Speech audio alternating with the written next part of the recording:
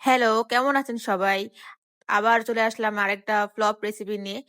এই রেসিপিটার নাম আমি কি দিব সেটা আমি জানি না। আপনাদের কাছে যদি ভালো কোনো নাম থেকে থাকে তাহলে অবশ্যই আমাকে জানাবেন। ভেবেছিলাম কাঁঠাল দিয়ে একটা কেক বানাবো কিন্তু সেটা আর হলো না। লাস্ট পর্যন্ত আমার কেক যে কি হয়ে গেছে সেটা জানার জন্য পুরোটা ভিডিও দেখতে থাকুন।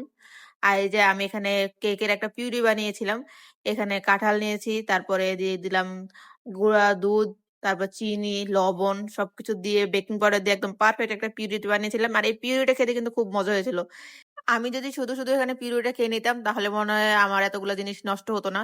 এখানে আমি চালের গুঁড়া ব্যবহার করেছিলাম যেহেতু এটা আমি একটু শক্ত করতে চেয়েছিলাম। ময়দা দিলে আরো বেশি নরম হয়ে যেত। সেজন্য আমি চালের গুঁড়া দিয়েছিলাম। আর দিয়েছি সাথে ২ টা ডিম।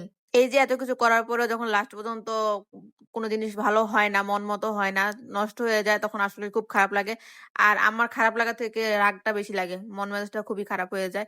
এত সুন্দর করে এত কিছু করলাম কিন্তু লাস্ট পর্যন্ত যখন এটা হলো না, মানে আমার যে কেমন লাগছিল সেটা বলে বোঝানো যাবে না। তো এই যে এখানে আমি এটাকে কেকের ব্যাটার মনে করে এটাকে আনন্দের সহিত আমি এটাকে স্প্যাচুলা দিয়ে ঘুরিয়ে ভালো করে মিশাচ্ছিলাম। মানে মনে হচ্ছিল যেন না আমি এখানে কেক বানাচ্ছি এমন লাগছিল আমার নিজের থেকে। কিন্তু আমার একদম মনে করাটা এমনভাবে মানে লাস্ট পর্যন্ত এটা কি বলবো? এমন জিনিস হয়েছে যেটা কল্পনার বাইরে ছিল। বানাতে গিয়েছি একটা, হয়ে গেছে আরেকটা। তো আমার একটা জিনিস কি কখনো আমি কোন জিনিস নষ্ট করি না। তো লাস্ট পর্যন্ত যাই হোক না কেন আমি এটাকে ফেলে দিইনি। এটাকে আমি একভাবে না একভাবে ঠিকই কাজে লাগিয়ে ফেলেছি। তো দেখতে থাকুন এই যে আমার এটা রেডি হয়ে গেল। এখন আমি একটা কেকের মোল্ড এর মধ্যে এটাকে আমি সেট করব। তার আগে কিছুক্ষণ এটাকে আমি রেস্টে রেখেছিলাম। এই যে রেস্টে রাখার পর এটা একটু আরেকটু ভারী হয়েছে। এই যে দেখা যাচ্ছে আমি তো ভাবছিলাম যে না সবকিছু ওকে আছে। তো এটাকে আবার একটু নাড়াচাড়া করে নিলাম। নাড়াচাড়া করার পরে এটাকে এমন নাড়াচাড়া করলাম হ্যাঁ, শেষই তো হচ্ছে না। হ্যাঁ।